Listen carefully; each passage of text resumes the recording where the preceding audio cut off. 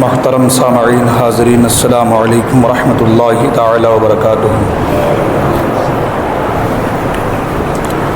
الحمد للہ وکفا، سلام علی عبادہ الذین اصطفیٰ، اما بعد فاعوذ باللہ من الشیطان الرجیم، بفضلک بسم اللہ الرحمن الرحیم۔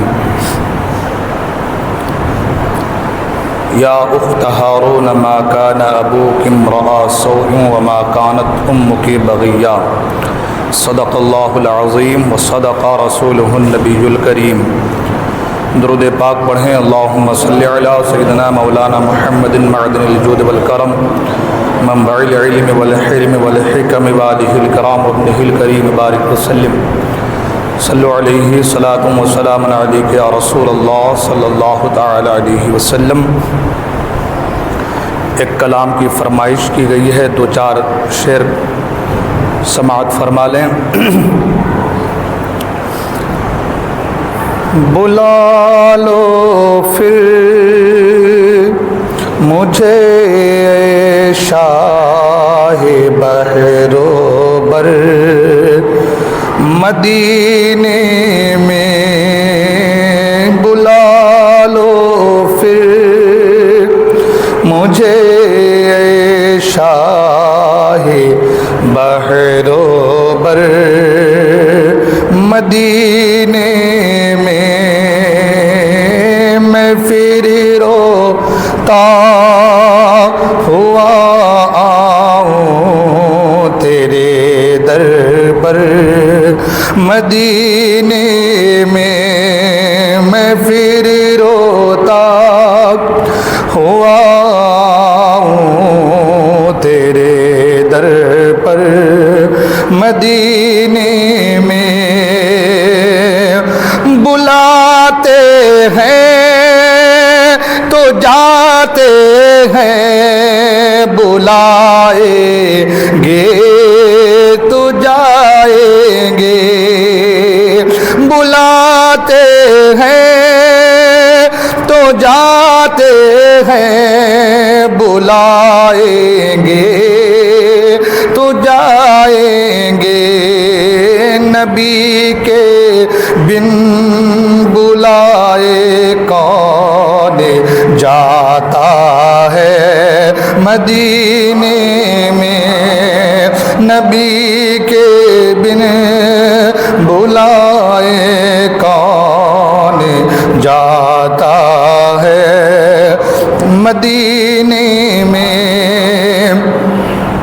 نہ دولت دے نہ شہرت دے مجھے، بس یہ سعادت دے، نہ دولت دے نہ شہرت دے مجھے، بس یہ سعادت دے، تیرے قدموں میں مر جاؤں میں رو رو کر مدینے میں، تیرے قدموں میں مر جاؤں میں رو رو کر مدینے میں۔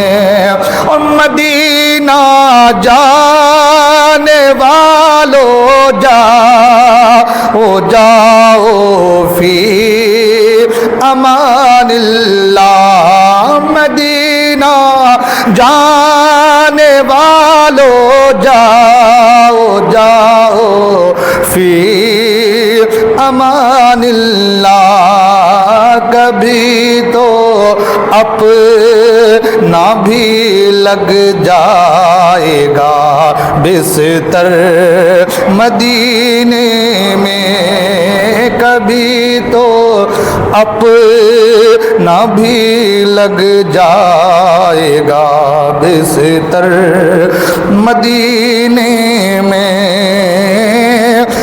پھر روتا ہوا ہوں تیرے در پر مدینے میں۔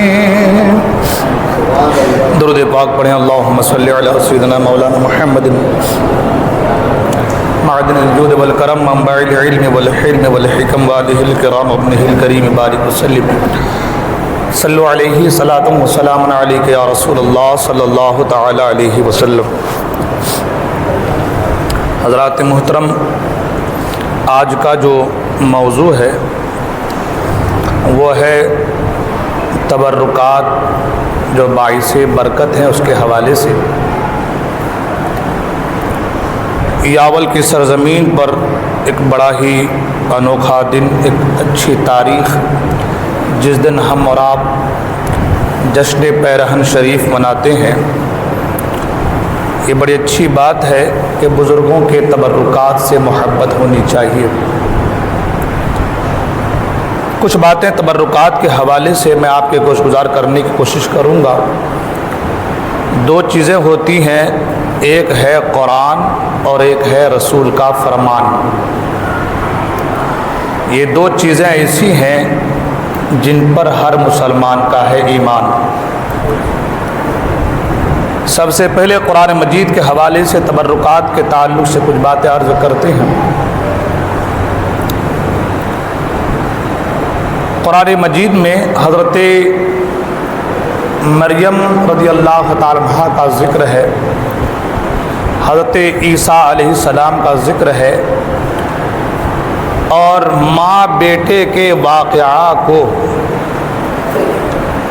تفصیل کے ساتھ 16واں پارہ سورہ مریم میں ذکر کیا گیا ہے۔ آپ نے علماء اکرام سے سنا ہوگا کہ حضرت مریم رضی اللہ تعالی عنہا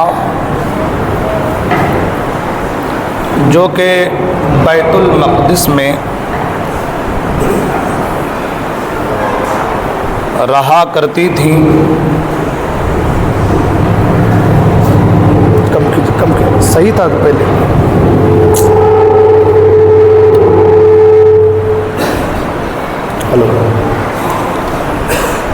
بیت المقدس میں رہا کرتی تھی۔ بچپن ہی سے خدمت کرنا جن کا شیوا تھا، کام تھا۔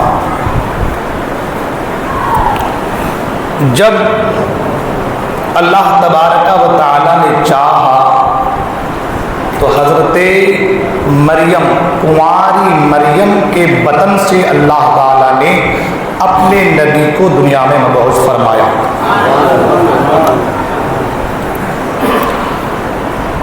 بڑی لمبی بات ہے، وہ لمبا واقعہ ہے، وہ وقت پورا ادھر چلا جائے گا۔ مختصر میں ذہنوں میں بات کو راست کر کے آگے بڑھنا چاہتا ہوں۔ جب وہ حضرت عیسیٰ علیہ السلام کو لے کر کے آئی اپنی قوم کی طرف، تو قرآن مجید میں ہے، اللہ ارشاد فرماتا ہے، یا اخت ہارون ما کان ابوک امرأ سوء وما کانت امک بغیہ۔ قوم نے کہا، اور قوم کا کہنا بھی ظاہر سی بات ہے کہ جب تک شادی نہ ہو، اولاد ہونا، پوری دنیا اسے ذلیل و خوار رسوا سمجھتی ہے۔ کوئی بھی ہو ہمارے معاشرے میں، اگر کسی لڑکی کی شادی نہ ہو، آبجیکشن تو ہے، سوال تو ہے کہ بغیر شادی کی اولاد کا ہونا ایک آبجیکشن تو ہے۔ قوم نے سوال کیا، اے مریم، یا اخت ہارون ما کان ابوک امرأ سوء وما کانت امک بغیہ۔ اے مریم، بے شک تو نے بہت بڑی بات کی۔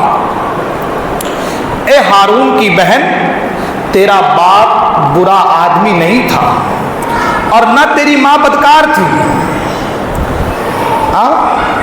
حضرت مریم کے والد کو سب جانتے تھے، ان کی والدہ کو سب جانتے تھے۔ اب اللہ کی مرضی ہے کہ اللہ نے بغیر باپ کے کنواری مریم کے پیٹ میں اپنے نبی کو مبعوث فرما دیا۔ یہ اللہ کی قدرت ہے، اس کی نشانی ہے۔ حضرت مریم جب بچے کو لے کر کے آئی تو قوم نے کہا، اے مریم، اے ہارون کی بہن، تیرا باپ تو برا آدمی نہ تھا، نہ تیری ماں بدکار تھی، پھر تو یہ بچہ کیسے لے کر کے آ گئی؟ تو نے بہت بڑی بات کر دی ہے۔ اس وقت حضرت مریم رضی اللہ تعالیٰ عنہا نے کوئی جواب نہیں دیا، بلکہ قرآن نے جواب دیا۔ قرآن نے کیا کہا؟ فَأَشَارَتْ إِلَيْهِ، حضرت مریم نے اس بچے کی طرف اشارہ کیا۔ حضرت مریم رضی اللہ عنہ نے کیا کہا؟ فَأَشَارَتْ إِلَيْهِ، اس بچے کی طرف اشارہ کیا کہ مجھ سے سوال کرتے ہو، مجھ سے مت کرو، اس بچے سے کرو۔ سوال تو مجھ سے کرنا ہے نا۔ لوگ اچنبے میں ہیں، ایک تو یہ کہ بغیر باپ کے اولاد کا لانا، دوسری بات پھر یہ کہ یہ کہہ رہی ہے جو بچہ آج پیدا ہوا ہے، اب پیدا ہوا ہے، ابھی 1-2 دن کا بچہ ہے، یہ بچہ کلام کرے، اس سے ہم بات کریں؟ عجیب بات ہے، یہ کیسی بہکی باتیں ہیں۔ حضرت مریم نے کہا، قرآن میں اس کا پورا واقعہ موجود ہے 16واں پارہ مریم میں۔ مریم نے کہا فَأَشَارَتْ إِلَيْهِ، اللہ کا حکم تھا مریم تم سے اتنا کرنا کہ اشارہ کر دینا، اور اسی بات کو اللہ نے قرآن میں نازل فرما دیا۔ اللہ فرماتا ہے کہ مریم نے کہا فَأَشَارَتْ إِلَيْهِ، اس بچے کی اشارہ کیا، اور کیا کہا؟ قَالُوا كَيْفَ نُكَلِّمُ مَنْ كَانَ فِي الْمَهْدِ صَبِيًّا۔ حضرت مریم نے بچے کی طرف اشارہ کیا تو وہ بولے کیسے بات کرے گا یہ بچہ جو ابھی پالنے میں ہے، جو ابھی تمہارے گود میں ہے، جو ابھی پالنے میں ہے، ابھی جھولے میں ہے، یہ کیسی باتیں کر رہے ہو مریم کہ بچہ کیسے بات کرے گا؟ جب لوگوں کے اندر تشویش بڑھی تو اللہ کا مقدس نبی بول پڑا، قال انی عبد اللہ۔ اے لوگو میری ماں پر تہمت لگاتے ہو، سنو میں بات کر رہا ہوں۔ قال انی عبد اللہ، کہ میں اللہ کا خاص بندہ ہوں۔ قال انی عبد اللہ، میں اللہ کا خاص بندہ ہوں۔ آتانی الکتاب، اور اللہ نے مجھے کتاب دے کر کے بھیجا ہے۔ وجعلنی نبیا، اور مجھے نبی بنا کر غیب کی خبریں بتانے والا بنا کر کے بھیجا ہے۔ 3 چیزیں اس آیت میں آ گئی۔ ایک کہ حضرت عیسیٰ علیہ السلام نے کہا کہ میں اللہ کا خاص بندہ ہوں۔ دوسرا یہ کہا کہ اللہ نے مجھے کتاب دے کر کے بھیجا ہے، اور تیسری بات یہ کیا کہ مجھے اللہ نے نبی بنا کر مبعوث فرمایا ہے۔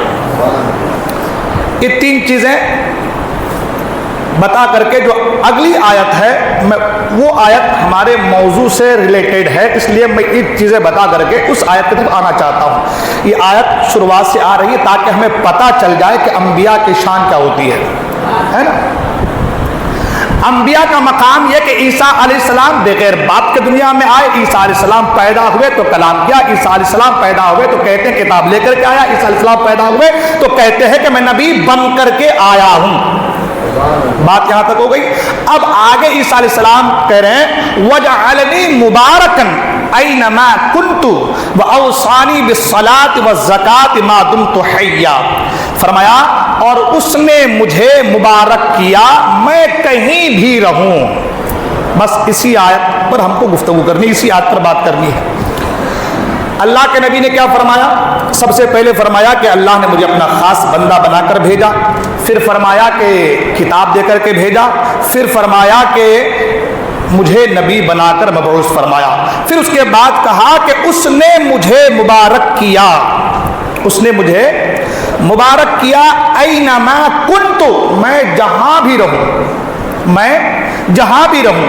پتہ یہ چلا کہ اللہ کا نبی جہاں بھی ہو وہ مبارک ہے، سبحان اللہ۔ آسمان پر ہو تو مبارک ہے، زمین پر رہے تو مبارک ہے، جہاں جہاں رہے وہاں وہاں مبارک ہے۔ اور صرف وہ مبارک ہی نہیں، جہاں پر رہے وہ جگہ بھی مبارک ہے، جو چیزیں ان سے ٹچ ہو جائے وہ چیزیں بھی مبارک ہے، جو چیزیں ان سے مس ہو جائے وہ چیزیں بھی مبارک ہے۔ اور ایسے ہی نہیں کہ بات کر دی بس ہو گئی بات ختم، اللہ نے اس کے تعلق سے قرآن میں کہا لا اقسم بہذا البلد وانت حل بہذا البلد، میرے محبوب قسم ہے اس شہر امن کی، اس شہر محبت کی جہاں پر آپ جلوہ فرما ہو، پتہ یہ چلا کہ نبی تو مبارک ہیں، قرآن کہہ رہا ہے کہ نبی مبارک ہیں، برکت والے ہیں، جہاں جہاں رہے۔ اب اگر نبی مکے میں ہیں تو قرآن کہتا ہے مکہ مبارک ہے، نبی مدینے میں رہیں تو مدینہ مبارک ہے۔ تو پتہ چلا کہ نبی جہاں ہو وہ جگہ مبارک ہے، وہ جگہ مبارک ہے۔ لوگ سوچ رہے ہوں گے کہ حضرت پہلے بولے کہ تبرکات کے اوپر گفتگو کرنی ہے تو بات کہاں سے لا رہے ہیں؟ میں ساری باتوں کے نچوڑ کو آپ کے سامنے رکھنا چاہتا ہوں، توجہ دیے، دھیان دیجیے۔ ایک یہ کہ نبی مبارک ہے، ایک یہ کہ نبی اللہ کا مبعوث کردہ ہے، ایک یہ کہ نبی جہاں رہے وہ جگہ مبارک ہے، اور ایک یہ کہ نبی سے جو چیز مس ہو جائے وہ چیز مبارک ہے۔ آپ نے قرآن سے سن لیا اینما وجعلنی مبارکن اینما کنتو، کہ میں جہاں بھی رہوں مبارک ہوں، برکت والا ہوں۔ آپ نے یہ بھی سن لیا کہ نبی جہاں ہو وہ جگہ مبارک ہے، لا اقسم بہذا البلد وانت حل بہذا البلد۔ اور اب قرآن مجید میں اللہ تعالیٰ سورہ یوسف میں ارشاد فرماتا ہے اذهبوا بقمیصی ھذا فالقوہ علی وجہ ابی یأت بصیرا واتونی باہلکم اجمعین۔ حضرت سیدنا یوسف علیہ السلام کے بھائی لوگ جب ان سے ملنے کے لیے آئے اور آپ مصر کے بادشاہ بن گئے تھے تو اپنے بھائیوں سے اپنے باپ کے بارے پوچھا کہ میرے بھائیوں بتاؤ تو صحیح کہ میرے باپ کا حال کیا ہے، یعقوب علیہ السلام کا حال کیا ہے۔ بھائیوں نے کہا کہ اے میرے بھائی کیا بتائیں والد کے حوالے سے کہ تمہارے غم میں، تمہاری محبت میں روتے روتے ان کی آنکھیں چلی گئی ہے، آنکھوں کی روشنائی، آنکھوں کی بینائی ختم ہو چکی ہے، آنکھوں میں اب روشنی نہیں ہے، دیکھ نہیں پاتے ہیں، آنکھوں کی روشنائی چلی گئی ہے۔ تو جب آنکھوں کی روشنائی چلی گئی ہے تو حضرت یوسف علیہ السلام نے کیا کیا، اپنا کرتا، اپنا جبہ، اپنا کرتا شریف اپنے بھائیوں کو دیا اور کہا جاؤ اور اس کرتے کو لے آ کر کے میرے باپ کے آنکھوں میں لگا دینا، جو بینائی ہے واپس آ جائے گی۔ اور یہ جو ہے میں نہیں کہہ رہا، یہ قرآن میں ہے، سبحان اللہ۔ کیا فرمایا قرآن مجید میں اللہ نے سورہ یوسف میں آیت نمبر 93 اللہ ارشاد فرماتا ہے اذهبوا بقمیصی ھذا فالقوہ علی وجہ ابی یأت بصیرا، میرا یہ کرتا لے کر کے جاؤ، میرا یہ کرتا لے جاؤ اور میرے باپ کے منہ پر ڈالو، اس کی آنکھیں کھل جائیں گی۔ اور پھر فرمایا وَأْتُونِي بِأَهْلِكُمْ أَجْمَعِينَ، اور اپنے سب گھر بھر کو لے کر کے میرے پاس آؤ، ہے نا۔ اب سوچنے والی بات یہ ہے، بس اسی پر گفتگو، سوچنے والی بات یہ ہے کہ جو جبہ مبارک، جو چیز اللہ والوں سے ٹچ ہو جائے اس کی برکتیں کیا ہیں۔ میں نے شروعات میں دو چیزیں بیان کی، ایک اللہ کا قرآن اور ایک رسول کا فرمان، ہے نا۔ یہ دونوں چیزیں ایسی ہیں جن پر ہر مسلمان کا ایمان ہے نا، ہر مسلمان کا ایمان ہے۔ اب جب ایمان ہے تو قرآن کہہ رہا ہے جو نبی ہوتا ہے وہ برکت والا ہوتا ہے، وہ مبارک ہے، جیسا کہ میں نے پہلی آیت کو بیان کیا۔ پھر قرآن نے یہ کہا کہ جو نبی ہے وہ جہاں بھی رہے وہ جگہ برکت والی ہے، یہ بھی قرآن نے کہا۔ پھر قرآن نے یہ بھی کہا کہ نبی کے جسم سے جو کپڑا ٹچ ہو جائے اس کپڑے کو کسی نابینا کے چہرے پر مس کر دو تو اللہ تعالیٰ کپڑے کی بدولت سے اسے بینا فرما دیتا ہے۔ ایک بات یہاں پر ٹھہر کر، آج لوگ بہت واویلا مچاتے ہیں، بالکل میں سنجیدگی کے ساتھ عرض کرنا چاہتا ہوں، عقیدہ توحید نبی سے زیادہ امتی نہیں جان سکتا۔ جان سکتا ہے کیا؟ عقیدہ توحید کو وہ تو عقیدہ توحید پلانے آئے ہیں، انبیاء تو سکھانے آئے ہیں نا۔ انبیاء تبلیغ دین کے لیے آتے ہیں، ہمیں سکھانے کے لیے آتے ہیں، ہمیں بتانے کے لیے آتے ہیں، اللہ سے ملانے کے لیے آتے ہیں۔ ان کے جیسا عقیدہ اور ان کے جیسا عقیدہ توحید کون پیش کر سکتا ہے؟ حضرت یوسف علیہ السلام نے یہ نہیں کہا کہ میں دعا کروں گا کہ اللہ تعالیٰ میرے باپ کو بینا فرما دے، حالانکہ وہ نبی ہیں، حالانکہ وہ نبی ہیں، اور ان کے تعلق سے قرآن میں یہ بھی ہے کہ جب بھی کوئی خواب دیکھتا تو خواب کی تعبیر بتانے والے اس وقت سب سے اہم کائنات میں اگر کوئی تھے تو وہ حضرت یوسف علیہ السلام تھے۔ صحیح ہے، حضرت یوسف علیہ السلام تھے۔ وہ جو مصر کے بادشاہ کا معاملہ ہوا، کس طریقے سے سلطنت گئی، کس طریقے سے معاملات ہوئے، جو بھی ہوا اس پر گفتگو نہیں، مگر عرض کرنا چاہ رہا تھا کہ ایک اللہ کے نبی جو بتا رہے ہیں کیا ہونے والا ہے، قرآن میں موجود، سورہ یوسف میں موجود، کہ اس خواب کی تعبیر کیا ہے نبی بتا رہے، قرآن میں موجود۔ تو جب نبی کو سب کچھ پتا تھا تو نبی نے یہ کیوں نہیں کہا کہ میرے بھائیوں میں دعا کروں گا اللہ شفا دے گا؟ نبی نے یہ کیوں کہا کہ میرا کرتا لے کر کے جاؤ؟ سوچنے والی بات ہے، نبی نے یہ کیوں کہا کہ میرا کرتا لے کر کے جاؤ اور میرے باپ کے چہرے پہ لگا دینا؟ اور جو باپ ہے وہ تو باپ ہے، ساتھ میں اللہ کے نبی بھی ہے، جن کا کرتا ہے وہ بھی نبی ہے، جن کو لگایا جا رہا ہے، سوچنے والی بات ہے نا، جن کا کرتا ہے وہ بھی نبی ہے، اور جن کو لگایا جا رہا ہے۔ اور آپ نے بارہا سنا ہے کہ جو نبی ہوتے ہیں ان کی دعا قبول ہوتی ہے۔ سوچنے والی بات ہے کہ 12 سال تک وہ روتے رہے مگر اپنے آنکھوں کی بینائی کی دعا نہیں کیے۔ اگر دعا کرتے تو دعا قبول ہوتی کہ نہیں ہوتی؟ سوچئے میری بات، یہ ہم کو اور آپ کے لیے، ہم کو آپ کو سبق دیا جا رہا، سکھایا جا رہا ہے کہ تبرکات میں شفا ہے۔ 12 سال تک روتے رہے مگر دعا کیوں؟ ان کو بھی خبر تھی، پتا تھا کہ میرا بیٹا مصر کا بادشاہ بنے گا، کرتا بھیجے گا، آنکھوں سے لگایا جائے گا، اللہ بینائی عطا فرمائے گا۔ سمجھ میں آ رہی؟ اب یوسف علیہ السلام نے کرتا بھیجا، باپ نے آنکھوں سے لگایا، اللہ نے روشنی عطا فرما دی۔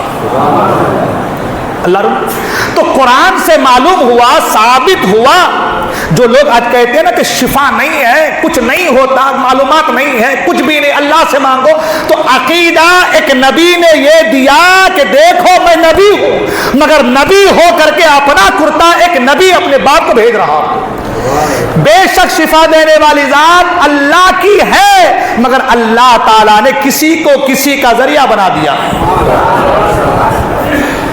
اللہ نے کسی کو ذریعہ بنا دیا۔ حالانکہ یعقوب علیہ السلام بھی جلیل القدر نبی ہیں، وہ دعا کرتے دعا قبول ہو جاتی، اللہ شفا عطا فرما دیتا۔ لیکن سبق قرآن میں بالکل، قرآن اگر صحیح سے پڑھیں گے اور جو چھپا کے پڑھیں گے تو ہم کچھ نہیں کر سکتے بابا، ہے نا، ہم تو بتانے کا ہم بتاتے ہیں، آپ کو اگر اس کو چھپا دے تو تمہاری مرضی ہے، تم صرف پڑھ کے آگے بڑھ جاؤ، بھاگ جاؤ تو تمہاری کمی ہے اس میں۔ لیکن قرآن میں سورہ یوسف میں آیت نمبر 93 اللہ ارشاد فرماتا ہے اذهبوا بقمیصی، یہ میری قمیض لے کر کے جاؤ۔ یوسف علیہ السلام نے بھائیوں سے کہا جس کو قرآن میں ذکر ہے، یہ میرا کرتا، یہ میری قمیض لے کر کے جاؤ اور میرے باپ کے چہرے پہ ڈال دینا۔ اللہ اکبر۔ قمیض میں کیا تھی؟ کوئی دوائی، کوئی چیز؟ کیا چیز تھی قمیض میں کہ قمیض کے لگاتے ہی 12 سال سے جو آدمی روتے روتے جن کی آنکھیں چلی گئی تھی، آنکھیں واپس آ گئی، قمیض میں تھی کیا؟ تو آپ کہیں گے حضرت قمیض میں تو ایسی کوئی چیز نظر نہیں آئی تھی، کوئی چیز بات قرآن میں حدیث میں ذکر نہیں ہے۔ تو میں نے کہا قمیض میں جو تھی وہ ایک نبی کے جسم سے لگنے والی برکتیں تھی، سبحان اللہ، کیونکہ قرآن نے کہا وَجَعَلْنِي مُبَارَكًا أَيْنَمَا كُنْتُ، کہ ایک نبی جہاں بھی ہو وہاں برکتیں ہوتی ہے، سبحان اللہ، وہاں کیا ہوتی ہے؟ برکتیں ہوتی ہے۔ تو تبرکات سے، بزرگوں کے تبرکات سے شفا بھی ملتی ہے اور برکتیں بھی حاصل ہوتی ہیں، ٹھیک ہے نا، برکتیں بھی۔ اب اگر کوئی جان بوجھ کر انکار کرے تو پھر اس کا ٹھکانہ کہاں ہے وہ خود سوچ سکتا ہے نا۔ متعدد، یہ تو قرآن کی بات ہو گئی، اور متعدد احادیث مبارکہ سے تبرکات میں شفا ہے۔ متعدد احادیث مبارکہ سے یہ بات روز روشن کی طرح عیاں ہے۔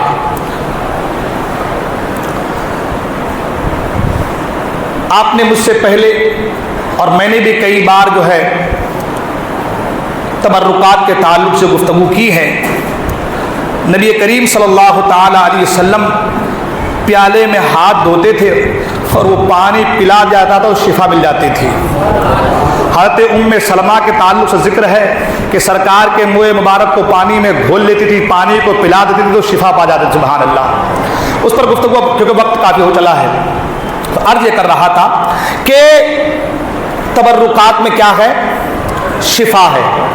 ایک چیز اور یہاں پہ سماعت کر لیں، پھر انشاءاللہ الرحمن آگے اور ہم گفتگو بات کو آگے بڑھائیں گے۔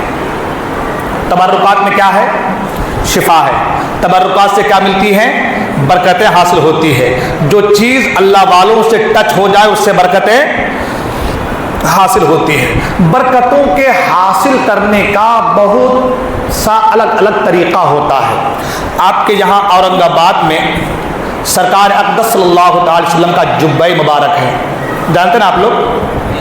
بہت سے لوگ گئے بھی ہوں گے، الحمدللہ میں بھی 2 بار حاضری دے کر کے آیا ہوں، بہت سے لوگ گئے ہوں گے۔ اس جبے کے تعلق سے علماء فرماتے ہیں، حضرت ملک العلماء علامہ جعفر الدین بہاری رحمۃ اللہ تعالی علیہ انہوں نے فرمایا، اور بعض فرماتے ہیں کہ بزرگان چشت کے کتابوں میں یہ چیز نقل ہے کہ اللہ کے رسول صلی اللہ تعالی علیہ وسلم جب معراج پر تشریف لے گئے تھے تو اللہ تعالیٰ نے حضور کو ایک جبہ عطا فرمایا تھا۔ کیا عطا فرمایا تھا؟ جبہ مبارک عطا فرمایا تھا، اور کچھ باتیں بھی راز و نیاز کی اپنے محبوب سے کی تھی، اور کہا تھا میرے محبوب یہ جبہ اسی کو دینا جو ان باتوں کے تعلق سے آپ کے سامنے عرض کرے یا بیان کرے۔ اللہ کے رسول صلی اللہ علیہ وسلم وہ جبہ مبارک کو لے کر کے آئے، لانے کے بعد حضرت ابو بکر صدیق سے فرمایا، جو کہ افضل البشر بعد الانبیاء بالتحقیق ہے نا، ان سے فرمایا کہ اے ابو بکر صدیق یہ جبہ اگر میں تمہیں دوں تو بتاؤ اس جبے سے تم کیا کرو گے؟ یہ جبہ اگر میں تمہیں دوں تو اس جبے سے تم کیا کرو گے؟ حضرت ابو بکر صدیق رضی اللہ عنہ نے فرمایا کہ یا رسول اللہ صلی اللہ علیہ وسلم یہ جبہ آپ مجھے عطا کر دیں، اس جبے کے ملنے کی وجہ سے میں پوری کائنات کو صداقت سے بھر دوں گا، سچائی سے بھر دوں گا، اس لیے کہ سچ وہ عظیم ہتھیار ہے جو باطل کو زیر کر دیتی ہے، لہذا میں سچائی سے پوری دنیا کو بھر دوں گا۔ اللہ کے رسول صلی اللہ علیہ وسلم نے فرمایا کہ ابو بکر صدیق بات تو تم نے اچھی کی ہے مگر بیٹھ جاؤ۔ بیٹھ گئے ابو بکر صدیق۔ عمر فاروق اعظم سے فرمایا عمر فاروق اے فاروق اعظم اے عمر اگر یہ جبہ میں تمہیں عطا کر دوں تو بتاؤ تم کیا کرو گے؟ عمر فاروق اعظم رضی اللہ عنہ نے فرمایا، عرض کیا یا رسول اللہ صلی اللہ علیہ وسلم یہ جبہ آپ مجھے عطا کر دیں، اگر یہ جبہ مجھے مل جائے تو میں پوری دنیا میں عدل کو قائم کر دوں گا، نہ کوئی کسی کے اوپر ظلم کرے گا، نہ کسی کو تکلیف ہوگی، سب آپس میں مل جل کر رہیں گے، کسی کے ساتھ کوئی ناانصافی نہیں ہوگی۔ اللہ کے رسول نے فرمایا بات تو تم نے اچھی کی ہے پر بیٹھ جاؤ۔ عثمان غنی سے پوچھتے ہیں اے عثمان غنی یہ جبہ اگر میں نے تمہیں عطا کر دیا تو بتاؤ تم کیا کرو گے؟ عثمان غنی عرض کرتے یا رسول اللہ صلی اللہ علیہ وسلم یہ جبہ اگر مجھے مل جائے تو میں پوری دنیا کو سخاوت سے بھر دوں گا، بھوکوں کو کھانا کھلاؤں گا، اس لیے کہ آج بھوکے رہنے کی وجہ سے لوگ حرام کاریوں میں، حرام چیزوں میں، حرام کھانوں میں، رزق حرام کی طرف بڑھ جاتے ہیں، تو اگر سب کا پیٹ بھرا رہے تو کوئی حرام کاری کی طرف نہیں جائے گا، رزق حرام کی طرف کسی کا قدم نہیں بڑھے گا، لہذا میں پوری دنیا کو سخاوت سے بھر دوں گا۔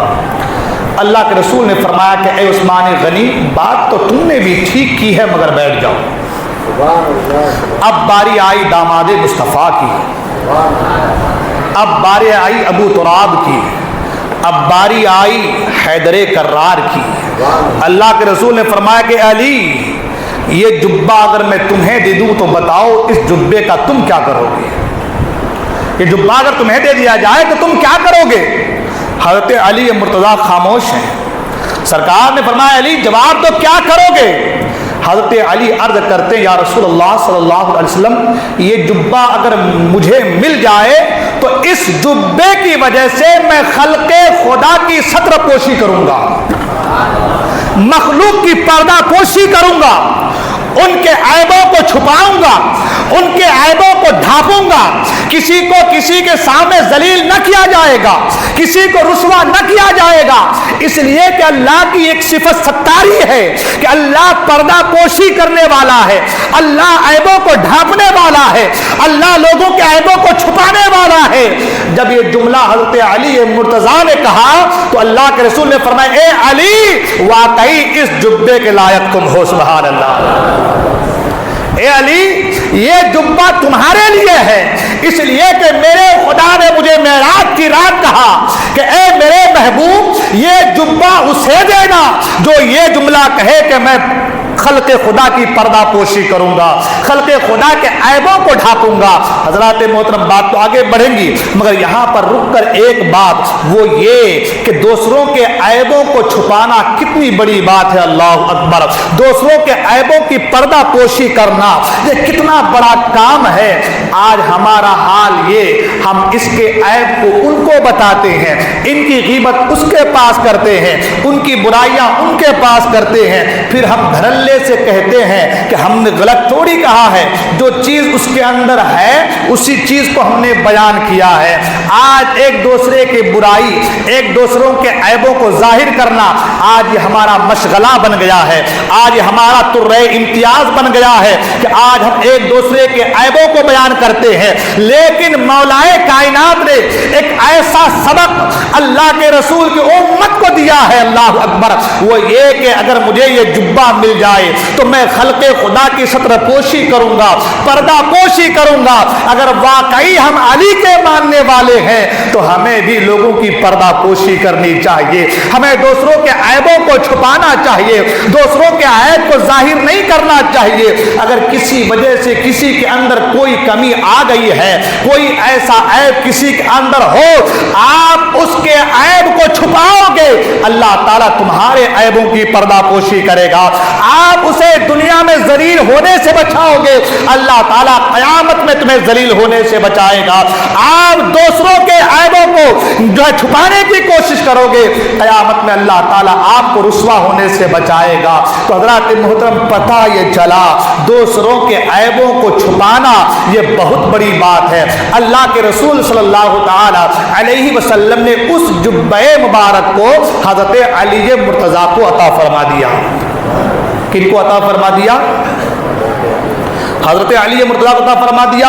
اب حضرت علی مرتضیٰ رضی اللہ تعالیٰ عنہ سے وہ جبہ حضرت حسن بصری تک اور حضرت حسن بصری سے معروف کرخی تک اور معروف کرخی سے حبیب عجمی تک اور حبیب عجمی سے جنید بغدادی تک، جنید بغدادی سے سری سقطی تک، پھر وہاں سے ہوتا ہوا ہندوستان کے راجہ، ہم غریبوں کے خواجہ حضرت خواجہ غریب نواز تک، اور خواجہ غریب نواز سے لے کر کے قطب الدین بختیار کاکی تک، اور قطب الدین بختیار کاکی سے لے کر کے بابا فرید گنج شکر تک، اور بابا فرید گنج شکر سے لے کر کے حضرت نظام الدین اولیاء محبوب الہی تک، اور محبوب الہی سے لے کر کے آپ کے اورنگ آباد کی سرزمین پر آرام فرمانے والے اللہ اکبر حضرت جن کو آپ اور ہم 22 خواجہ کے نام سے جانتے ہیں، ان تک یہ جبہ تسلسل کے ساتھ پہنچا ہے، اور آج وہی جبہ اورنگ آباد کی سرزمین پر مرجع خلائق بنا ہوا ہے، سبحان اللہ۔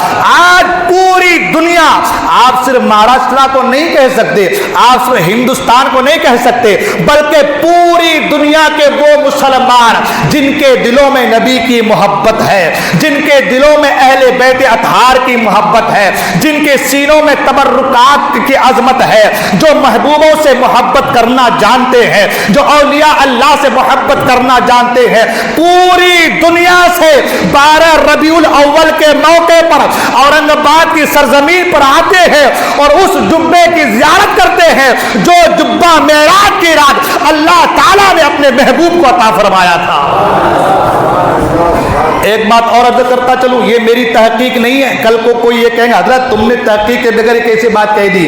میں نے پہلے کہا کہ حضرت ملک العلماء علامہ ظفر الدین بہاری رحمۃ اللہ تعالیٰ علیہ نے اس کو نقل کیا، میں نے ہمارے بزرگوں سے سنا، اور جو ہے دوسرے جو ہے چشتیہ سلسلے کے بزرگوں کی کتابوں میں یہ چیز نقل ہے کہ وہی جبہ ہے جو جبہ مولائے کائنات کو اللہ کے رسول صلی اللہ تعالیٰ علیہ وسلم نے عطا فرمایا تھا۔ اب مجھے بس یہیں رک کر دو چار باتیں، وہ یہ کہ آج ہم اور آپ اورنگ آباد کی سرزمین پر جاتے ہیں، کس لیے جاتے ہیں؟ کہ فیض مل جائے، ہے نا؟ کس لیے جاتے ہیں؟ کہ فیض مل جائے، بگڑے کام بن جائیں۔ کوئی سوال کر سکتا ہے اورنگ آباد جا رہے ہو، پیسہ خرچ کے جا رہے ہو، ایک جھلک جبے کو دیکھ رہے ہو، کیا ملتا ہے؟ یہیں بیٹھے بیٹھے دعا کر لو، یہیں بیٹھے بیٹھے نماز پڑھ لو، یہیں بیٹھے بیٹھے تسبیح ہلا لو، ہو جائے گا کام؟ تو ہم اس کو جواب کیا دیں گے جو شروع سے میں نے کہا؟ جواب کیا دیں گے؟ جواب یہ دیں گے کہ جو چیز انبیاء سے ٹچ ہو جائے اس چیز میں برکت آ جاتی ہے نا؟ اینما کنت اوصانی بالصلاۃ، ہے نا؟ جو چیز انبیاء سے ٹچ ہو جائے وہ چیز برکت والی ہو جاتی ہے، وہ چیز برکت والی ہو جاتی ہے، اور انبیاء جہاں پر رہے وہ جگہ بھی برکت والی ہو جاتی ہے۔ اور حضرت یوسف علیہ السلام نے اپنے کرتے کو اپنے والد محترم کو بھیج کر کے ہمیں یہ سبق دے دیا ہے کہ بزرگوں کے تبرکات سے شفا ملتی ہے، فائدہ حاصل ہوتا ہے نا؟ عبادت تو انبیاء بھی کرتے ہیں نا، عبادت تو یوسف علیہ السلام بھی کرتے تھے نا، یعقوب علیہ السلام بھی اللہ کی بندگی کرتے تھے نا، مگر جبہ بھیج کر کے ایک پیغام، ایک دستور بنا دیا کہ نماز بھی پڑھو، اللہ کا ذکر بھی کرو، اور اللہ والے کے تبرکات سے محبت بھی کرو، اللہ والوں کے تبرکات سے محبت بھی کرو۔ لہذا اورنگ آباد جانے پر کسی کو اگر کوئی اعتراض ہو تو آپ ان سے یہ کہیں کہ ہم فیض لینے جاتے ہیں اور ہمیں ملتا ہے، کیونکہ ہمارا دل صاف ہے اور دل میں عشق الہی بھی ہے، عشق رسول بھی ہے، محبت الہی بھی ہے، محبت رسول بھی ہے، اور محبت اولیاء بھی ہے، اور تبرکات میں شفا بھی ہے۔ اس پر گفتگو میں نے پہلے کہا کہ میں نے مختصر طریقے سے کچھ باتیں آپ نے عرض کی، وقت کافی ہو چلا ہے، تو اسی سلسلے کی ایک کڑی آپ کے یاول شہر میں پیرہن شریف کے نام سے الحمدللہ ہم لوگ زیارت کرتے آئے ہیں، کر رہے ہیں ماشاءاللہ۔ یہ ہمارے لیے، آپ کے لیے، ہم سبوں کے لیے یہ بہت بڑی بات ہے، بہت بڑی برکت ہے کہ ہم اور آپ پیرہن شریف کی زیارت کر رہے ہیں۔ وہ پیرہن شریف سرکار غوث پاک کا ہے، سرکار غوث پاک کا ہے، تو ہمارے لیے یہ عظمت کی بات ہے کہ وہ پیرہن شریف کسی اور جگہ نہ جا کر کے ہمارے یاول شہر میں آیا، بزرگوں کے ذریعے سے ہم تک پہنچا ہے، تو ہمارا کام یہ بنتا ہے کہ ہم پیرہن شریف کا تہے دل سے ادب کریں، ہے نا؟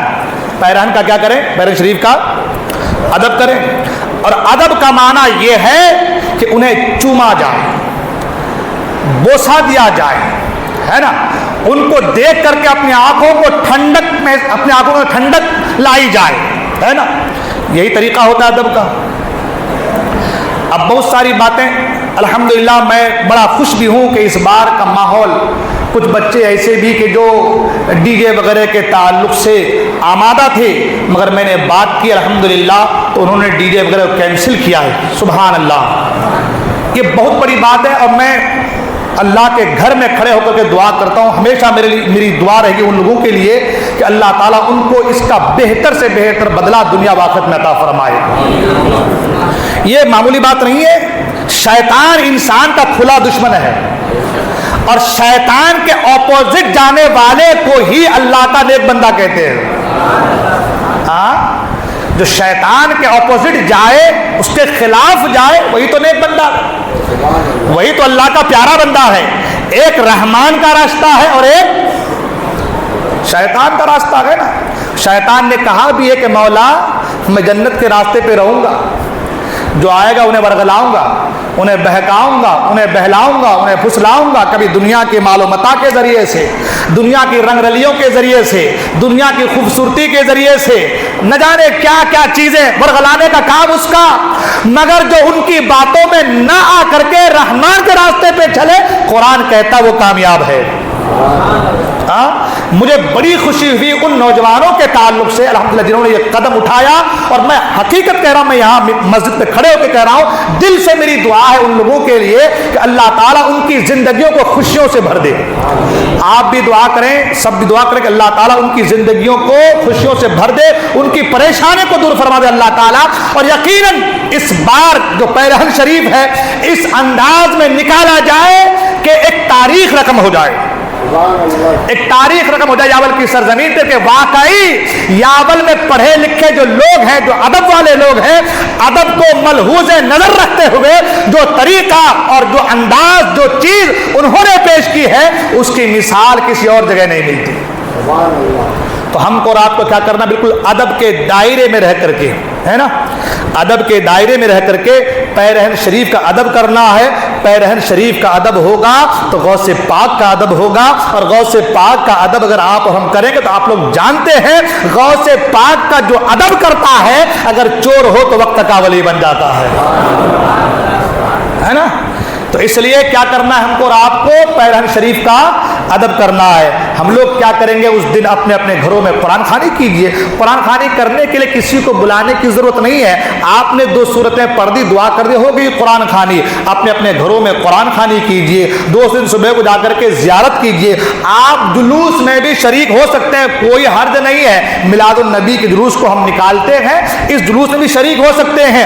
ادب کے دائرے میں رہ کر کے آپ سب کر سکتے ہیں، ادب کے دائرے میں رہ کر کے، شریعت کے حدود میں رہ کر کے جو بھی آپ کریں گے اس میں آپ کو نقصان نہیں ہے، اس میں آپ کو ثواب ہی ثواب ملے گا۔ تو شریعت کے دائرے میں رہیے، ادب کے دائرے میں رہیے، اللہ کے ولیوں کا ادب کیجئے، پیرہن شریف کا ادب کیجئے، بزرگان دین کے تبرکات سے فیض حاصل کیجئے۔ یہی طریقہ اگر ہمارا رہا تو انشاءاللہ الرحمن ہر چیز جو ہمیں زیادہ تکلیف دہ نظر آتی ہے کہ بھائی یہ پریشانی، وہ ساری پریشانیاں چھٹتی نظر آئیں گی اور سارے کام آسان ہوتے نظر آئیں گے۔ ٹھیک ہے، تو پھر میں عرض یہ کروں گا کہ الحمدللہ اس بار جو پیرہن شریف پرسوں ہے اس کا ہم لوگوں کو دل سے ویلکم کرنا ہے، سواگت کرنا ہے، ادب کے دائرے میں رہ کر کرنا ہے۔ ہمیں اپنے گھر والوں کی خبر گیری کرنی ہے، غریبوں پر دست شفقت پھیرنا ہے، یتیموں کے سر پہ ہاتھ پھیرنا ہے، جو ہے نیک عمل کرنا ہے، برائیوں سے اپنے آپ کو، اپنے پریوار کو، کنبے قبیلے والوں کو بچانا ہے۔ اگر ہر کوئی یہی چیز اپنے دل میں گرہ باندھ لے جیسا کہ ان نوجوانوں نے کیا، میری بات پر لبیک کہتے الحمدللہ میں بڑا خوش ہوں۔ اگر ہر کوئی یہی چیز اپنے سینے میں سجا لے تو انشاءاللہ الرحمن ہمارے گاؤں سے، یاول کی سرزمین سے تمام تر خرافات، تمام تر بری چیزیں وہ اپنے آپ زائل اور دور ہو سکتی ہیں۔ بس یہ ہے کہ ہمیں پہل کرنے کی ضرورت ہے، قدم آگے بڑھانے کی ضرورت ہے۔ وہ جو کچھ بھی ہو اگر ارادہ مضبوط ہوتا ہے تو اللہ تعالیٰ آسانیاں پیدا فرما دیتا ہے نا۔ تو اس پہ ہم لوگ عمل کریں گے انشاءاللہ الرحمن، نمازوں کی پابندی کریں گے، برائی سے خود بھی بچیں گے، دوسروں کو برائی سے بچانے کی کوشش کریں گے، اپنے دلوں سے حسد کو، کدورت کو، کینہ کو نکال کر کے باہر پھینک دیں گے، رزق حلال کی تلاش کریں گے، اللہ تعالیٰ ہماری پریشانیوں کو دور فرما دے گا۔ 1-2 اعلان سماعت کر لیں، وہ یہ کہ الحمدللہ رب العالمین ہر سال کی طرح پچھلے سال ہوا تھا، اس سال بھی سعید پورہ میں 14 تاریخ کو یعنی پیرہن شریف کی رات میں پروگرام رکھا گیا ہے، جس میں مقرر خصوصی مفتی نور حسن مصباحی صاحب قبلہ وہ مالیگاؤں کی سرزمین تشریف لا رہے ہیں۔ سبھی حضرات گزارش شرکت کریں، ثواب دارن حاصل کریں، اور آج کی رات بعد عشاء ڈانگپورہ محلہ میں سید عارف اللہ صاحب جو ہے وہ تشریف لا رہے ہیں، نعت خوانی کا پروگرام ہے، سبھی حضرات گزارش شرکت کریں اور ثواب دارین حاصل کریں۔ بولنے کوئی غلطی میں توبہ کرتا استغفر اللہ ربی من کل ذنب واتوب الیہ، لا الہ الا اللہ محمد رسول اللہ صلی اللہ علیہ وسلم۔ السلام علیکم و رحمۃ اللہ وبرکاتہ۔